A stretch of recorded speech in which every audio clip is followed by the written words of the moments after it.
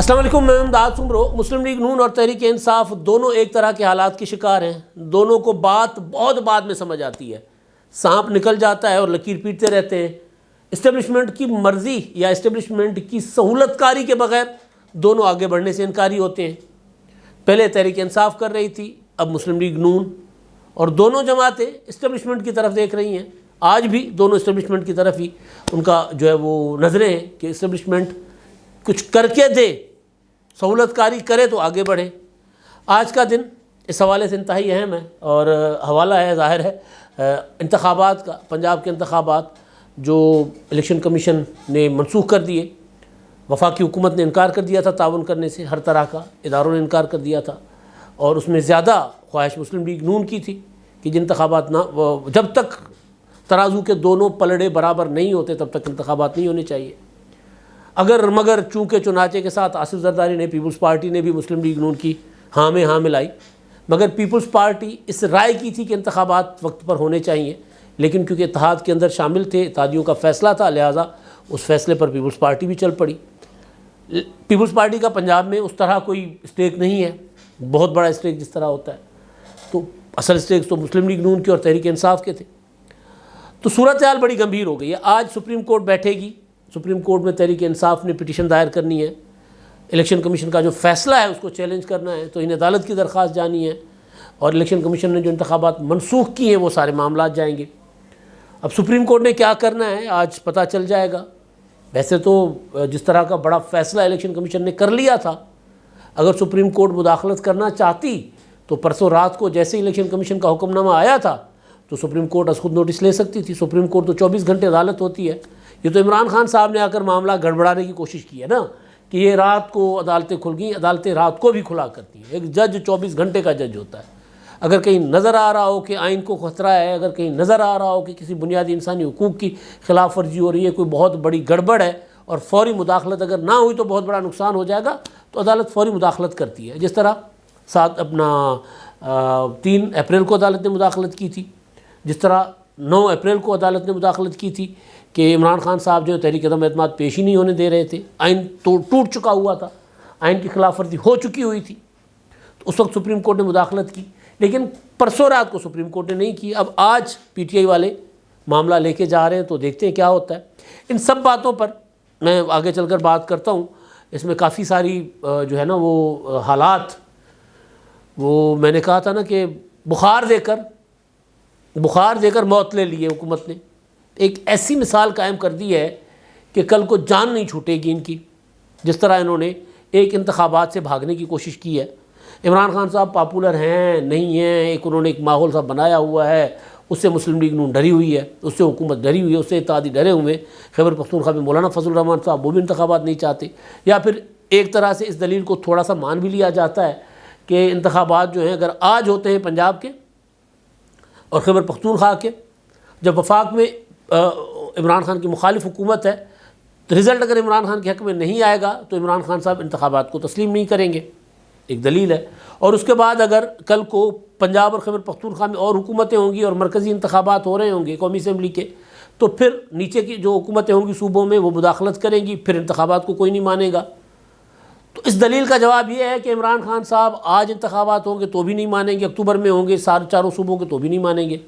عمران خان صاحب نے تو میں نہ مانوں، ایک جو شخص یہ ٹی وی پر بیٹھ کر قوم کو یہ بتائے کہ مجھے قتل کرنے کا منصوبہ کس طرح کا ہے، کیسے لوگوں کو ہائر کیا گیا ہے، کس طرح لوگ ہمارے لوگوں میں ڈالے جائیں گے، کس طرح وہ ہمارے اوپر پولیس کے اوپر گولی چلائیں گے، پھر کس طرح آ کر وہ جوابی گولی آئے گی، پھر کس طرح مجھے مارا جائے گا۔ یعنی جو بندہ اپنے دماغ سے خیالی اس طرح کا منصوبہ بنا کر بتا دے، تو وہ شخص تو کسی طور پر بھی اس بات پر آمادہ نہیں ہوگا۔ اگر اس نے 2/3 میجورٹی لے بھی لی، کہے گا دھاندلی ہوئی ہے، میں تو 100% انتخابات جیت رہا تھا۔ تو پھر یہ والی دلیل جو ہے، یہ دلیل بہت حد تک جو ہے نا وہ ایک ایکسکیوز کی شکل اختیار کر لیتی ہے۔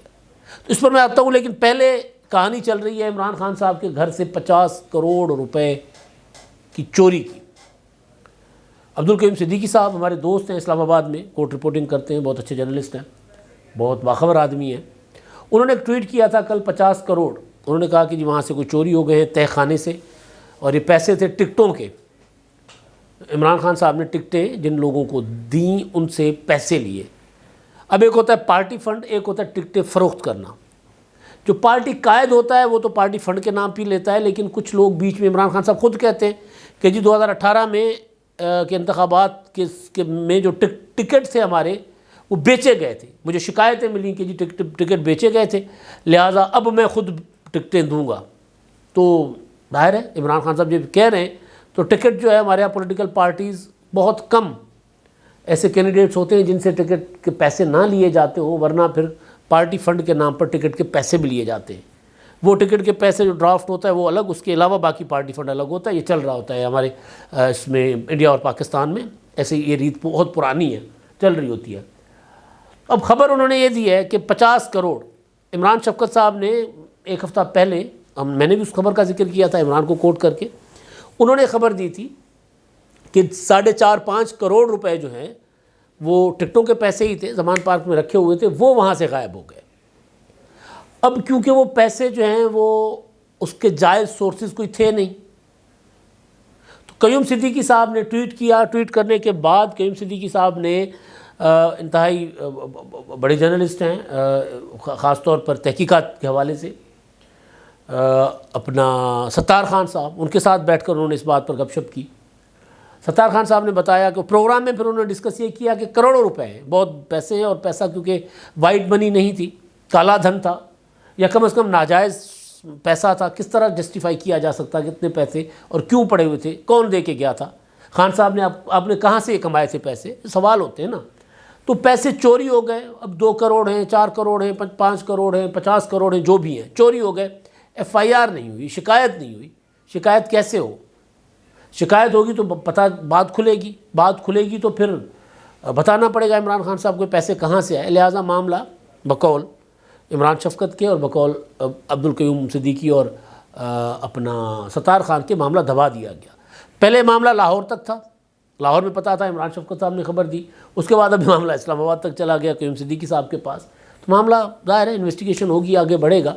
اب جب 50 کروڑ کا ٹویٹ کیا تھا قیوم صدیقی نے، تو اس کے بعد جو ارسلان صاحب ہیں نا، ڈاکٹر ارسلان خالد، وہ مشہور زمانہ ارسلان خالد، جن کو بشرا بی بی نے کہا تھا کہ ارسلان بیٹا اس کو غداری سے جوڑ لینا، جو بھی گوگی کا نام لے، میرے اوپر الزام لگائے، اس سب کو غداری سے جوڑ لینا ہے. تب تک بیانیہ بک رہا تھا نا غلامی، کون سا، ایبسولوٹلی ناٹ سائفر.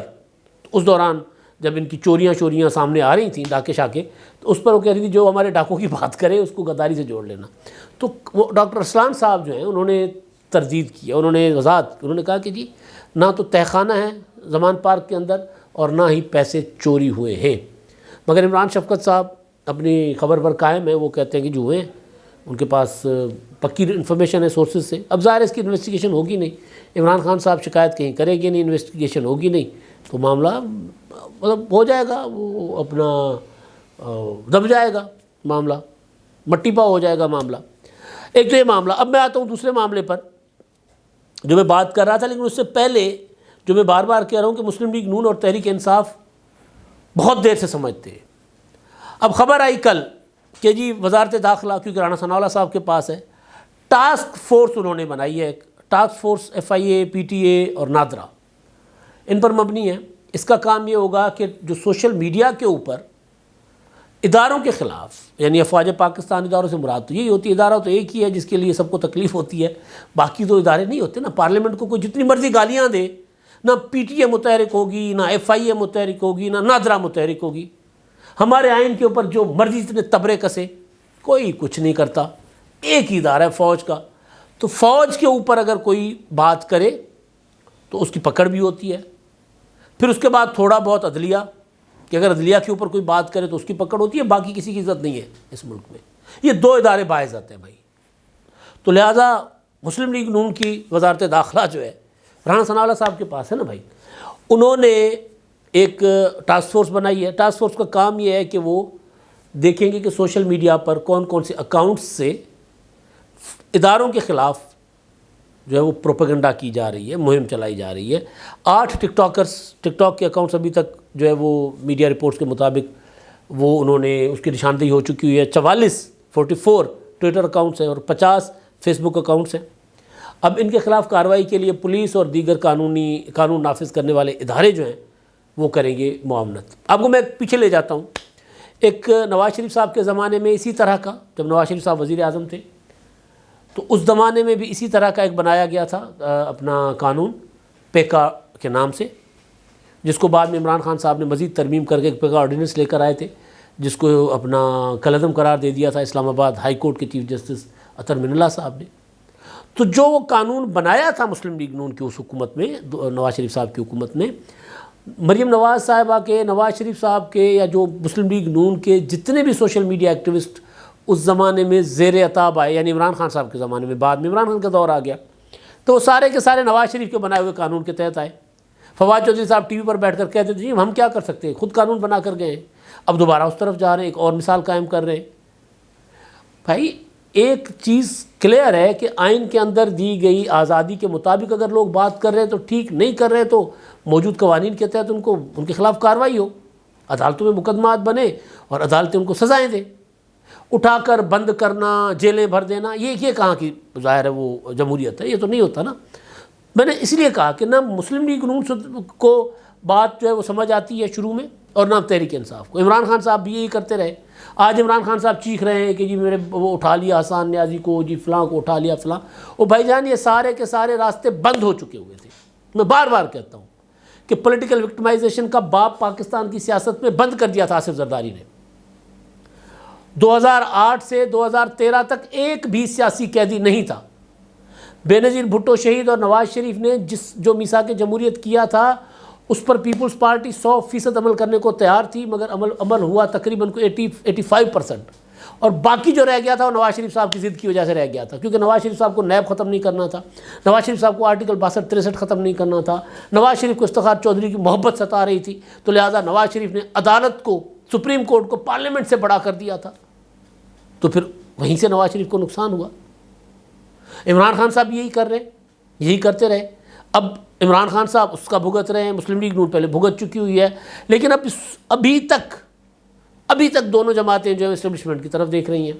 آج کی حالات یہ ہے کہ اگر انتخابات جو ہیں وہ منسوخ ہو گئے ہیں تو یہ انتخابات منسوخ ہوئے ہیں مسلم لیگ نون، کیونکہ وزارت دفاع مسلم لیگ نون کے پاس، وزارت داخلہ مسلم لیگ نون کے پاس، وزارت خزانہ مسلم لیگ نون کے پاس، یہ تینوں وزارتیں مسلم لیگ نون کے پاس ہیں، اور تینوں وزارتوں نے کہا ہے الیکشن کمیشن کو کہ جی ہم آپ کے ساتھ تعاون نہیں کر سکتے، ہماری مجبوری ہے، ہم الیکشن نہیں چاہتے۔ برملا کہا گیا۔ ہماری ملاقات ہوئی تھی آصف زرداری کے ساتھ، اس میں ایک بات جو ان سے ہماری ہوئی تھی یہ تھی کہ عمران خان کی پاپولیرٹی بڑھ رہی ہے تو انتخابات، انہوں نے کہا جی اگر پاپولیرٹی ہے تو انتخابات جیت لیں، کسی کو جیل میں ڈال کر انتخابات جیتنا کون سی یہ، انہوں نے بھی یہی کیا، ہم بھی یہی کریں تو یہی چلتا رہے گا۔ انہوں نے تب کہا تھا، کافی پرانی بات ہے، کہ انتخابات ہم وقت پر چاہتے ہیں، انتخابات وقت پر ہونے چاہیے۔ اور پیپلز پارٹی، انہوں نے بعد میں ایک انٹرویو بھی دیا تھا نسیم زہرا کو، جس میں انہوں نے کہا تھا کہ دیکھیں جی ہمارا تو یہ ہے کہ انتخابات ہوں وقت پر ہوں، لیکن اگر ہم اتحادی ہیں، اگر میجورٹی کہتی ہے کہ انتخابات وقت پر نہ ہوں تو ٹھیک ہے، پھر ہم اس فیصلے کے ساتھ جائیں گے۔ کیونکہ پنجاب میں مسلم لیگ نون ہے پی ٹی آئی کے آمنے سامنے، پیپلز پارٹی تو کوئی تیسرے چوتھے نمبر پر جا کر بنے گی نا، اگر بنی تو مسلم لیگ نون جو ہے وہ ڈری ہوئی ہے، سہمی ہوئی ہے، نواز شریف صاحب کی واپسی تک کسی قسم کے انتخابات کو تیار نہیں ہے مسلم لیگ نون۔ وہ جو مریم نواز صاحبہ کہتی ہے نا کہ ترازو کے دونوں پلڑے برابر ہوں، اس کا مطلب یہ ہے کہ نواز شریف صاحب کو واپس سیاست میں ان کی اہلیت ہو جائے، اور ہونی چاہیے۔ مریم کے اس نقطے سے میں متفق ہوں 100% کہ اگر نواز شریف انتخابات میں نہیں ہے تو اس انتخابات کی کریڈیبلٹی نہیں ہوگی۔ لیکن مسئلہ یہ ہے کہ اس کے لیے کوئی قانونی چارہ جوئی کو حکومت کرے، کوئی آگے بڑھے، میاں صاحب پاکستان آ جائیں، آ کر پاکستان اپنی اپیل دائر کریں، کچھ نہ کچھ تو قانونی راستہ اختیار کرنا ہوگا نا، اس کے بغیر تو کچھ نہیں ہوگا۔ تو عمران خان صاحب یہی کہتے ہیں کہ جی میں جو ہے وہ مجھے اب اچھا مسلم لیگ نون کا مطالبہ یہ ہے کہ جی ہمارے خلاف جنہوں نے جو کیا تھا وہ ریورس کریں۔ ظاہر ہے قمر جاوید باجوہ صاحب اعتراف کر رہے ہیں کہ جو کچھ کیا ہم نے کیا۔ اب وہ ان کا ڈیمانڈ یہ ہے کہ نواز شریف صاحب کے خلاف جو کچھ ہوا تھا وہ سارا کا سارا فوج اسی طرح مٹا کر ختم کر کے نواز شریف صاحب کو 2017 کی پوزیشن پہ بٹھائے۔ اب ظاہر ہے اس میں پلوں کے نیچے سے بہت سا پانی گزر چکا ہوا ہے، تو نواز شریف صاحب کو خود بھی تھوڑی سی ایفرٹ کرنی ہوگی، نہیں کر رہے۔ عمران خان صاحب یہی کہہ رہے ہیں کہ جی جس طرح میں اکتوبر 2021 سے پہلے لاڑلا تھا، مجھے اس طرح لاڑلا بناؤ۔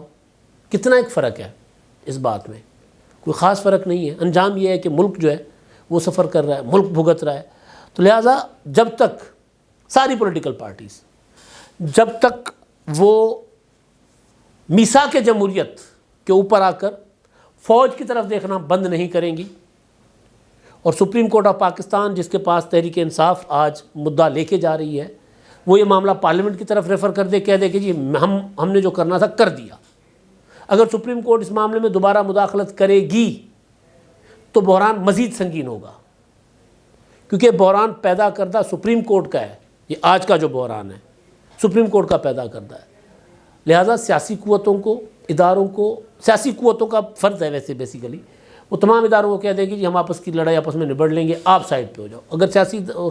اگر ادارے مداخلت کرتے ہیں تو ان اداروں کو ایکسپوز کریں، بجائے اس کے کہ ان کو، اگر کسی کو فیض حمید آج کل اچھے نہیں لگ رہے تو فیض حمید کا نام لے رہے ہیں، اور کسی کو جنرل باجوہ جو ہے وہ اچھے نہیں لگ رہے تو وہ جنرل باجوہ کا نام لے رہے ہیں۔ یہ نہیں ہونا چاہیے۔ آئین کی بالادستی، پارلیمنٹ کی بالادستی صرف اسی صورت ہو سکتی ہے کہ سارے کے سارے ادارے اپنی اپنی حدود میں رہ کر کام کریں، اور سیاستدان جو ہیں وہ کسی ادارے کو مداخلت نہ کرنے دیں۔ اگر کوئی کرے تو اس کا اس وقت نام لے جس وقت وہ مداخلت کر رہے ہوتے، یہ نہ کرے کہ جی ابھی یہ مداخلت کر رہے ہیں اور ہمارے فائدے میں ہے تو مداخلت جائز ہے۔ اگر ایسا ہوتا رہے گا تو پھر انتخابات ہو نہ ہو کوئی فائدہ نہیں ہوگا۔ اب تک کے لیے اتنا ہی، اللہ حافظ۔